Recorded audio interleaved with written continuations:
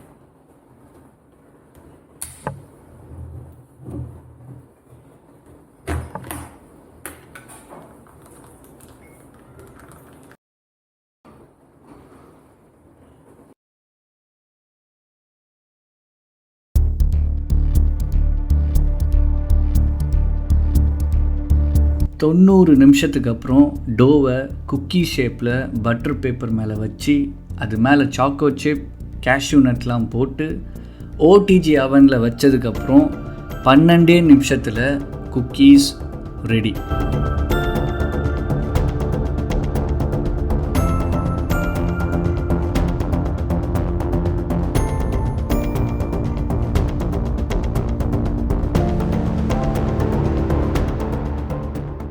தோசை மாவு வாங்கி தோசை செய்கிறது எக்கனாமிக்கலாக ஒரு நல்ல ஐடியாவாக இல்லைன்னாலும் குக்கி டோ வாங்கி குக்கி செய்கிறது எக்கனாமிக்கலாக மட்டும் இல்லை, எல்லா விதத்துலேயுமே ஒரு நல்ல ஐடியா.